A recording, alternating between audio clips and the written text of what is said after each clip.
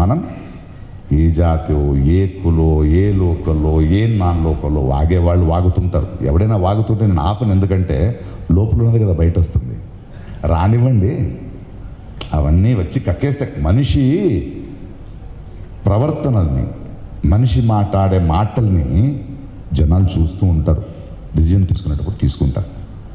ఒక విషయం చెప్తున్నాను, ఇక్కడ యుద్ధం కాదు, ఇంకొకటి కాదు, ఇలా ఎన్నో ఎన్నో ఎన్నో ఎన్నో సమస్యల్ని పరిష్కరించడానికి 100 దారులు ఉన్నాయి. దాన్ని ఎత్తుక్కున్నాం. ఇది నేను ఒక్కడినే చెప్పింది కాదు.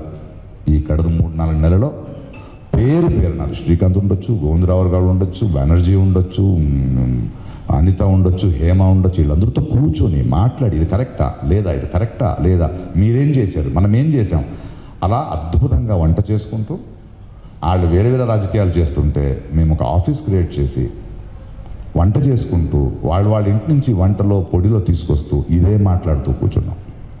అందుకే పేపర్ లేకుండా కూడా మీతో మాట్లాడగలుగుతున్నాం. ఎందుకంటే మనసు అబద్ధాలు మనిషికి గుర్తుండాలి, అంత మెమరీ నాకు లేదు.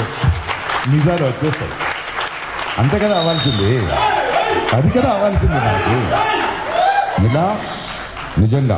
అండ్ ఇంకొకటి, ఎలక్షన్స్ ఏదో అయిపోతాయి, ఈ మధ్యలో ఎలక్షన్స్ జరుగుతాయా లేదా అనే టెన్షన్ వచ్చింది మాకు.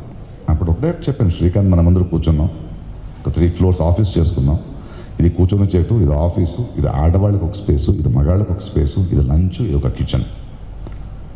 26-30 మంది ఉన్నాం, మెహర్ అందరూ ఉన్నారు. అందరికీ ఒకే ఒక మాట చెప్పాను, వచ్చేసాం, సినిమా బిడ్డలు వచ్చేసాం, వీళ్ళు ఎలక్షన్ పెడతారో లేదో తెలియదు, అలా అని ఎలక్షన్ దాకా వెయిట్ చేద్దామా, ఏం చేద్దాం, ఒక పని చేద్దామా, 2 years వచ్చేసాం, ఎలక్షన్ పెట్టినా పెట్టకపోయినా, గెలిచినా గెలవకపోయినా 2 years అయితే మా కోసం టైం ఇచ్చేసాం.